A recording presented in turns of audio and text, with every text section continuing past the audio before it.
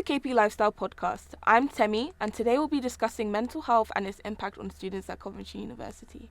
Joining me on the show today is Debra Park. She's a psychology student at Coventry University.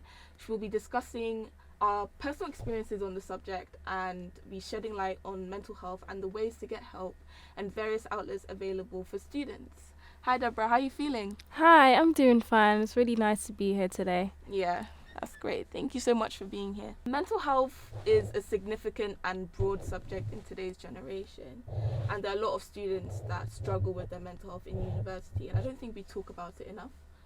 As a Coventry University student yourself, how would you describe your mental health at the moment? I feel like at the moment, because I just got done doing a bulk of exams and assignments, it wasn't the best. I feel like I had a lot of pressure to do a lot of stuff and to cram a lot of work in a short space of time. And my management of my mental health, of like trying to be aware of you're actually not okay, you need to find better ways at managing it, wasn't the best. I just feel like at the moment it's better because it's over, but during that process it was really hard and challenging. Yeah, I can definitely see that. In university, even me, like as a student, I feel like it can be a bit overwhelming trying to balance like your social life and trying to balance like work life at the same time, and it's just a lot. It can just get so much that you can just be like, I don't know what to do at this point in time. Yeah, a lot of students go through a lot of challenges the same way, so I was able to conduct a survey and ask students about their mental health and how they feel like it's impacted them, and how they feel like it's impacted like their behaviors and their feelings and their emotions during this time. So the first question I asked on the survey was, as a student, how would you rate your mental health? 41.4% said that it was fair, 20.7% said it was poor, 27.8% said it was good, and 10.3% said it was excellent. So as you can see that the lowest average was excellent. So not a lot of people said that their mental health was excellent. So more people said that it was fair, and more people said that it was just good. I feel like it could be a lot better, as university students, like we're still young, and I feel like in this day and age, like a lot of people are really struggling, and I think from this survey that I've conducted, it's quite evident. But is it surprising to you? The results here, is it surprising? No, I feel like the fact that a lot of the percentage was saying that it was fair, it's a lot of people, I would say, not knowing exactly what mental health is, or not knowing the categories that it comes with, or people just not being able to identify that I'm actually feeling this way. Or it could be like gender stereotypes of like I'm not just gonna feel this way, or I'm not just gonna identify this with a feeling, or people that were just like, I felt this way and I also felt this way, mixed emotions as well. So it's not surprising at all. Yeah, definitely. And I feel like the COVID-19 pandemic was a pivotal moment where a lot of students' mental health was completely down the drain. Like a lot of people were affected massively, and there was a lot of isolation, restrictions on traveling and visiting loved ones. And I feel like there was a near constant national focus on death and illnesses, and it was so overwhelming to the point where like you would switch on your TV, your television, and all you'd see on the news is more deaths, or the number of this, it was just so much at one point, like it was just so depressing to even switch on your TV. So I feel like the COVID-19 was a point in time that was a bit a lot of students did struggle with their mental health at that point in time. So how did the pandemic affect you and the people around you?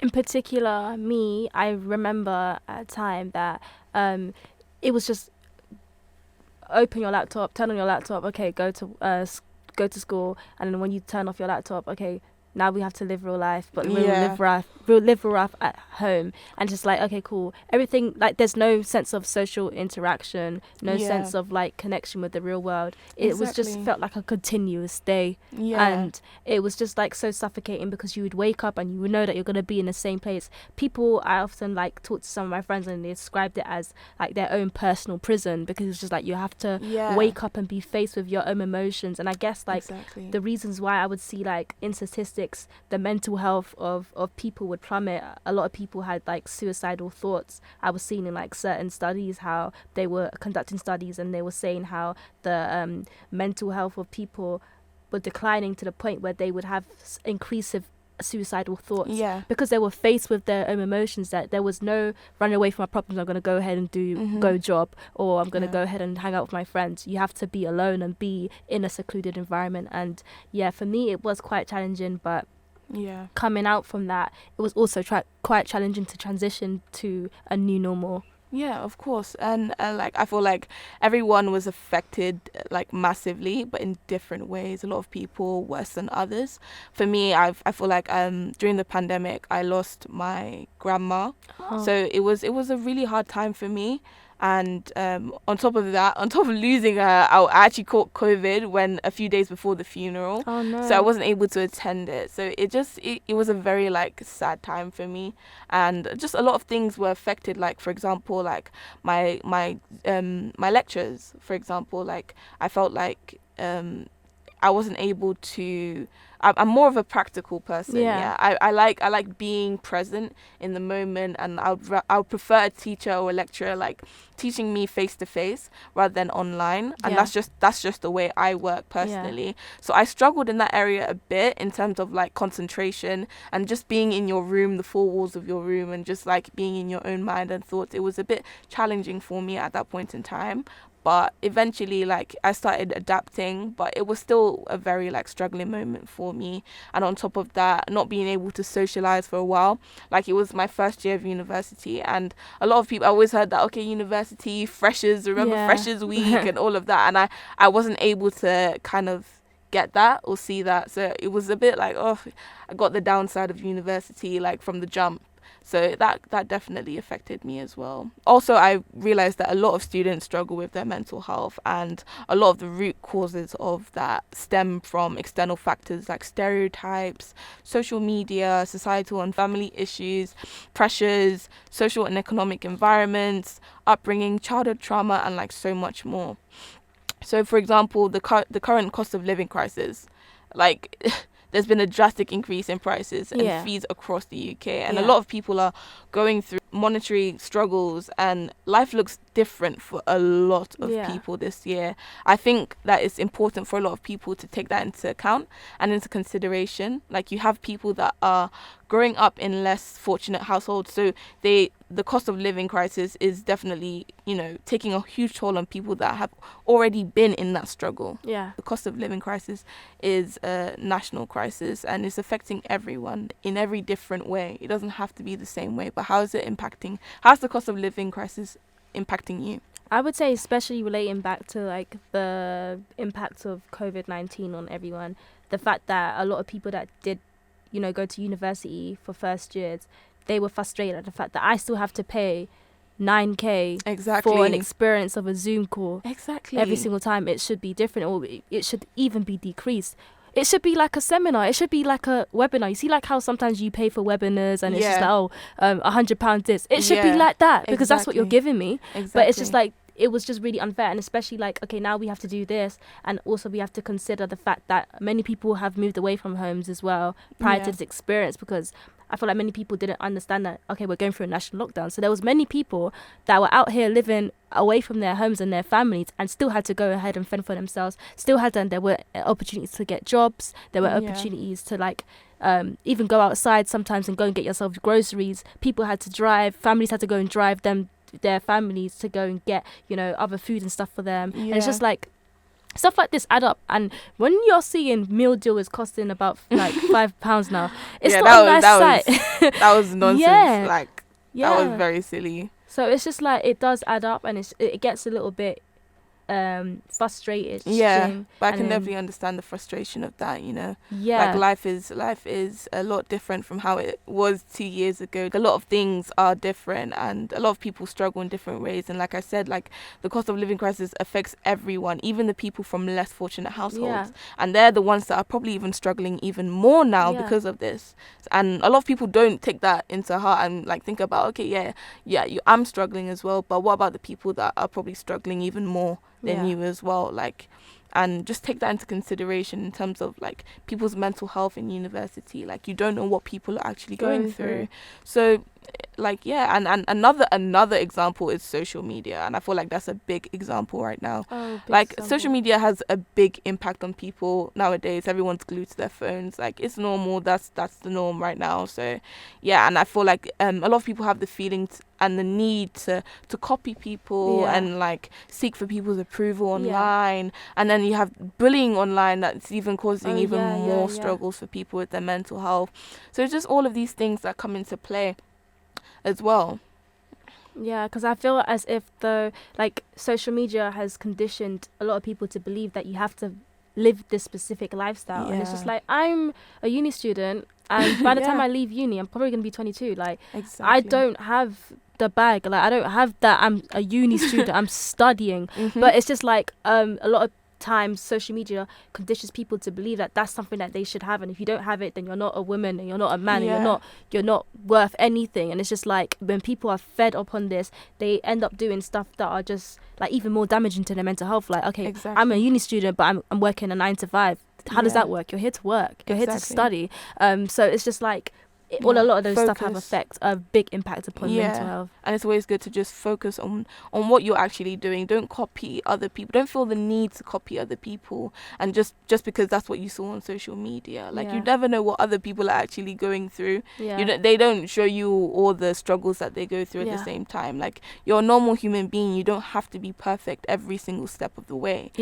And social media hides that a lot. Social media tends to like hide the reality of struggles in life, and they don't highlight that. A lot of people don't highlight that. That's not going to be in your highlights on Instagram. It's just momentary times and periods, and people just feed upon it. Like, oh yeah, this person's doing well, but you don't know what was behind taking that picture. Like it could have been a thing where it's just like they just got a background. That's not even their car. Like they but you're like, because this person has this car, I have to go get it. Like, come on now. Even gender, especially gender, like stereotypes against men, the fact that be a big man, be a man, man up, and stuff like that. Like people have conditioned their children into believe, so that when they grow up, they believe that if I show emotion, if I show anything that's associated with mental health issues, that it's seen as femininity, so I'm not allowed to feel it. And then you have men that are inexpressive and not willing to get help for what they actually are struggling with, and therefore you see statistics like 2 to 4 men out of women are, suicidal. The risks of suicidal and the rates of suicidal are higher in men compared to women, and you find that is because the reason why they don't express themselves, because they're not taught to. And it's just like a lot of people don't understand it as well, that like a lot of guys, they have this standard that they have to uphold, that it's that I shouldn't express my emotions that much. I can still express emotions, but that much. And it's actually quite sad when you think about it in a wider aspect, that everyone's upbringing is different. A lot of people grew up in different situations, childhood situations. You can have guys that, for example, that have gone through trauma in their childhood and have grown up to be quite aggressive, or just not naturally just aggressive, and they're probably going through something internally. They're probably struggling with their mental health, and because you're a guy and you need to suppress your emotions, and that's the standard for society, you fall into that category, and you just end up being like, okay, wow, like I can't even express how I feel. So now I've just suppressed so much emotions, and now it's just affected me negatively along the way up into your adulthood. Like it's really sad, because of like, especially in university, when a collective of men are also conditioned to believe, or their upbringings promotes this lifestyle. A lot of your friends are thinking the same way. Or what? Like if I come up and say, yo, man's been struggling, I've been struggling with this and it's just like, what? Like, man up.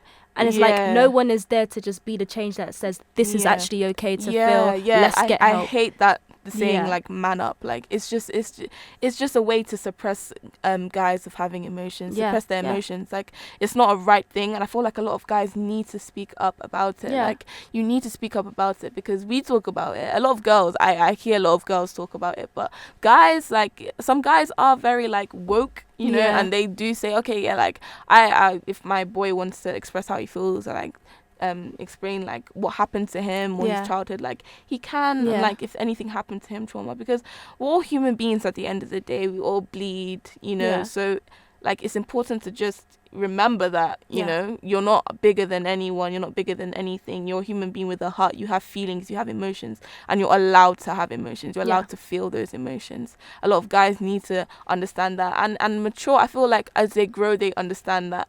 They will understand that more. As you grow, I think you become more mature emotionally, you become more emotionally intelligent, and you'll be able to understand and accept feelings, you know, people's feelings and your own feelings as you grow as well. So that's also very important. Along with all of these factors, like I feel like it contributes to a lot of people's anxiety and depression, and some people use coping mechanisms like drugs and like alcohol to cope with their reality. And I feel like what we really need to do as a community is to be a lot more kind to people, you know, and have a lot more grace for people, and give like valuable advice for people, and not promote a negative or wayward lifestyle. Like I feel like it really doesn't cost you anything to be nice to people and to give good advice. And growing up, like I've learned that you don't know what people are actually going through, and through a lot of people, like some people, like they don't know, you would never know that could be their breaking point right now. Like I'm at my breaking point, and like, or because you have thick skin doesn't mean that the person next to you won't get hurt. That doesn't mean that the person next to you won't get hurt. So sometimes you need to think about your actions. We need to become more self-aware and help people rather than break them, because there's so much going on right now, and it's a lot.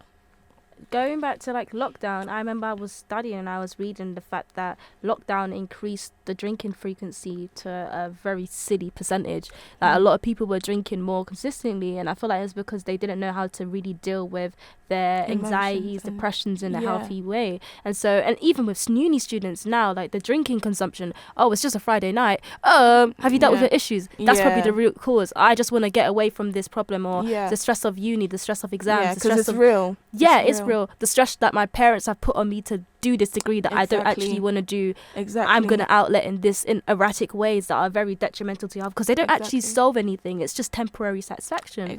And so, be kinder to people. Actually make it acceptable, make it known that you actually are a support system or a pillar for certain people, and make it known that they're there. Like if you need help, you can come find me. Like I feel like the uni needs to do a lot more as well.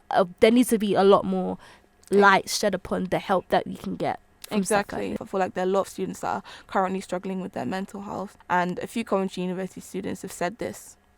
Okay, so my mental health hasn't been necessarily perfect. Obviously, like the context and like just the general time that we're living in, and I think just my general history with uni hasn't been the best. I joined in first year, so it was very turbulent with like COVID and everything. So yeah, I feel like I'm always anticipating the worst, which is a very bad habit, but I think I'm relatively stable, but I'm not necessarily in the like perfect frame of mind. I think my mental health this semester has been quite bad because of all the pressures from all the coursework that we've been getting. If being honest, I have been struggling a little bit with my mental health, mainly because I moved to a new country, a new language. I was struggling quite a lot with the new language, can't lie. And then the course was completely different what I have imagined. It was way harder. There were so many scientific terms that I didn't know. My mental health hasn't been that good lately, and it hasn't been that well before university as well. I've had some family issues, and then the coursework that's just been a lot for me lately. I think I would say my mental health is fair, but I've known a couple of friends whose mental health has been it's similar to a roller coaster, where it's had a lot of ups and downs. And I think that would be because of the way how they're managing their uni life. It's not the way how I would suggest managing it. Usually my mental health was actually really good because I'm a positive person, always outgoing, think the bright side of life. But recently it's just been a bit rocky up and down, man. Just uni, work, all this stuff has just been really kind of affecting me at the moment. So it's like, but it's a part of life anyway. So I just have to just do what I have to do and keep pushing. My mental health is kind of on the edge at the moment, only because I've got a presentation tomorrow, and the next day after that I'm submitting all my work. Even my personal life, it's kind of off-putting, but other than that, I'm coping it. I think my mental health has had its fair shares of up and downs. I would say the main reason of that is mainly because of financial issues, but I've been able to find my way around and, pull myself up. I know some students that have been struggling with the balance of family issues and the extra stress of exams and dissertations. In terms of my mental health in university, it has been a bit of a struggle, especially after COVID. When I started uni during COVID, actually, it was really hard to socialise and make friends, and I developed some social anxiety from that, and it got really hard to get back into the swing of interacting with people, especially because you're living alone. So that's what I've been struggling with. Also, I feel like there are a lot of societal pressures and family pressures. The need to own like 3 businesses all of a sudden in university, like on social media, and like it's great, like do you and be like the best version of yourself. But I always tell people that if it's not something that is like an inner passion for you and something that you've always wanted to do and something that you know that you're doing for yourself, then like don't do it, because that's just people in your ear, and you just getting, I guess, peer pressured into doing more for yourself. But you're doing a lot already, and a lot of people need to understand that, like, we're students, we're still growing. Some people need to just relax, like calm down. Like time is always, it's not gonna always be there, but you still have a lot of time. You're young. Like realistically, it's okay to ease into, like, if you don't have a business, that doesn't make you less valuable than the next. Exactly. It doesn't make you less of a person. Like you not having a business, like I remember I felt like that for a long time, because all of my peoples were doing well. I'm gonna do this business, and I'm just like, what am I doing? And someone has to be like, being a uni student is enough. Like you're doing enough. Like you're going out, you're getting your degree, you know what you want to do in this life, and you're gonna make an impact on this earth. Let that be enough for you. You don't have to be out here doing hair business, nail business, and being a triple threat. Like you being a student is enough. You studying is enough. You deciding that you're going to show up for your exams and you do your lectures and do it well is enough. Like, be living that and take pride in that, because it's actually like still a good thing. Yeah, exactly. And I feel like along with that, you have family pressures as well, and it's so bad. Like I can speak from like African households. I was fortunate enough to have parents that would accept me to do anything that I want to do in this life. But a lot of people don't have the same treatment from their parents. Like a lot of students have been forced into studying degrees that they never in their life would want to do. That can take a toll on your mental health as well, because you feel like you have to uphold certain standards for your parents, and it's like, okay, it's not your parents' life, it's your life. And I understand that it's not as easy as it sounds. Like a lot of people, like I have a friend that studies mechanical engineering, and he says that he dreads it. Like basically he hates it, but because his parents said that that's the path that he has to take, that's why he's doing it. And then I asked him, I'm like why can't you just tell them, like, it's my life, like this is what I want to do, this is what I'm gonna succeed at. And he's just like, it's not as easy as it sounds.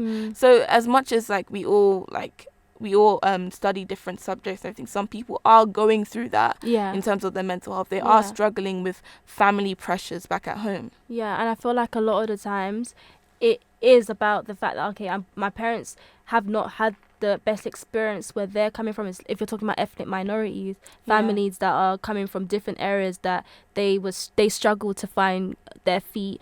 Coming into England where they feel like there's just plenty opportunities, why would you not take that chance? And it's just like that pressure to now live your dream, live their parents' dreams. And oftentimes it could be pressures to also, like, at the end of the day, I didn't have that opportunity to go and get money, but now you have an opportunity in this London. Can you be the scapegoat for us? Can you be the savior for us to set us into financial liberation? Will you go to uni and do these things when it's just not really what the child wants? And in turn, later on, that's going to have a dramatic effect upon their mental health. You see a lot of times in, like, especially Asian cultures, where they're pressured to go to London and to do this degree, oftentimes they're not here. Yeah. Oftentimes you find that they're either like, okay, now I completely rebelled.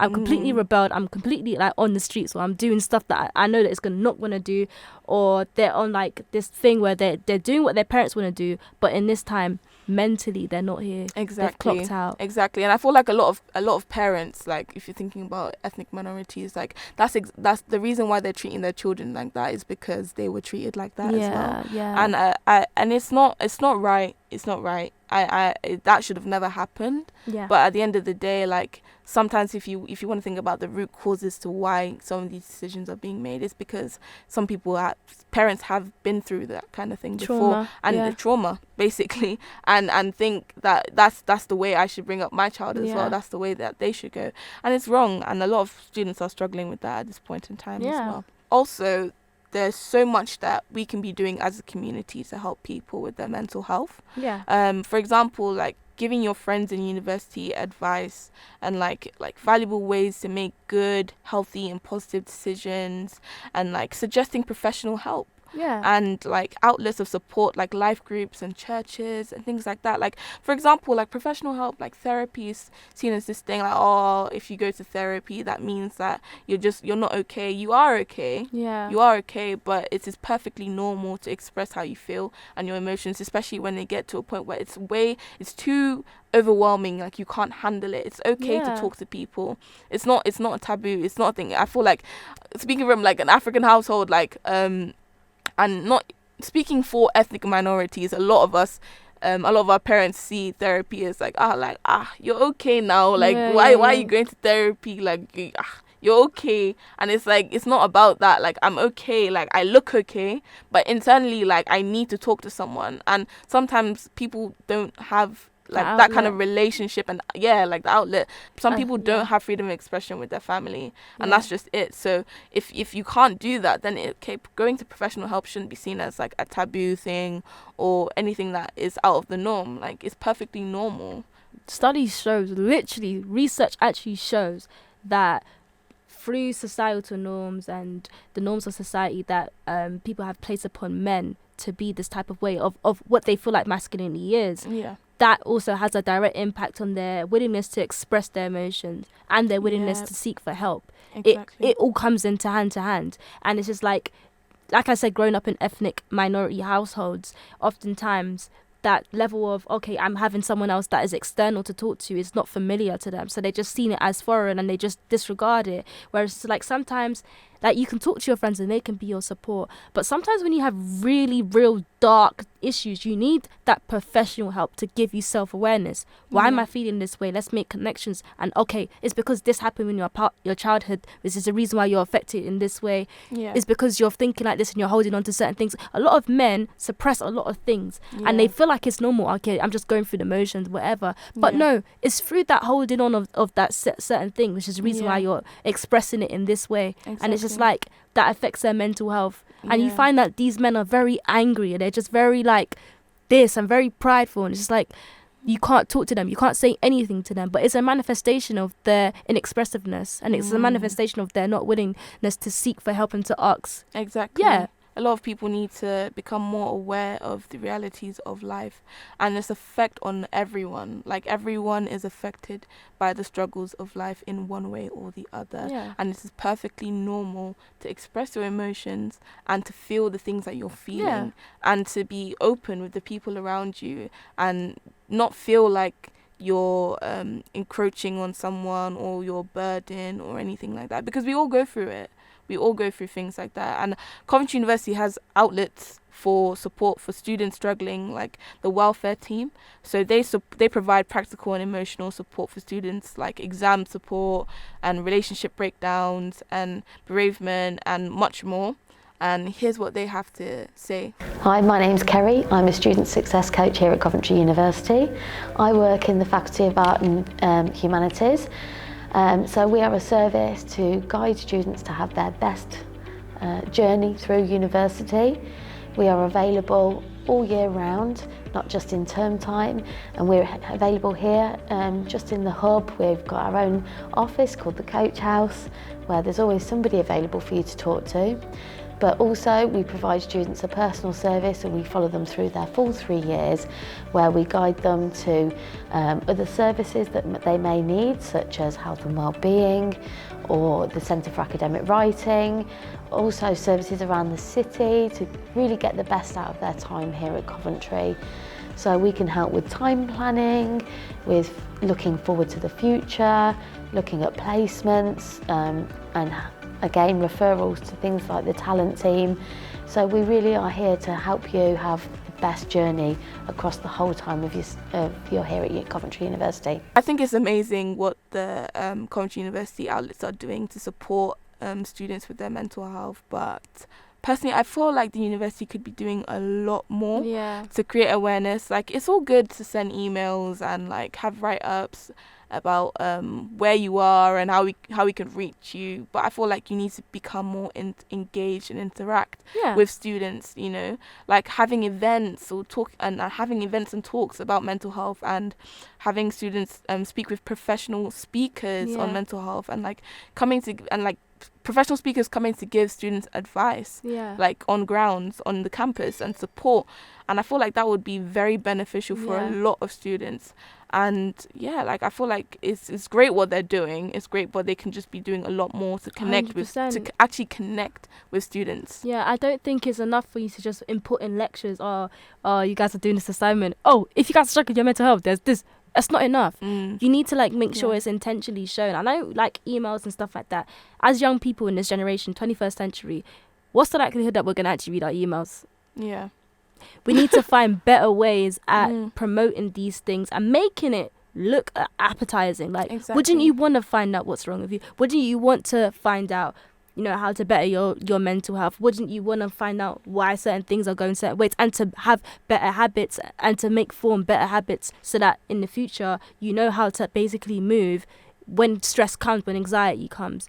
They need to I would suggest stuff like you know, little events that are actually appetizing, that actually promote well-being, but not something that's just like, okay, someone's going to stand up and they're just going to speak about it. No, let's make it more interactive. Let's make it more, what do you actually want to see? Take on the approach and the mind of a young person in this day and age. What did they respond to? Social media, graphics, like cool videos, cool interactive stuff that can get them involved, that also actively allows them to subconsciously intake the stuff that are going to better their well-being. Yeah, exactly. They can be doing a whole lot more for students, but at the end of the day, I feel like they're doing the best that they can, and hopefully they maybe even see this podcast and change their approach to things, because I feel like there's a lot more to be done. But I feel like it's really good that they're making a step. They're doing something. Like they're not just sitting here and just like, oh,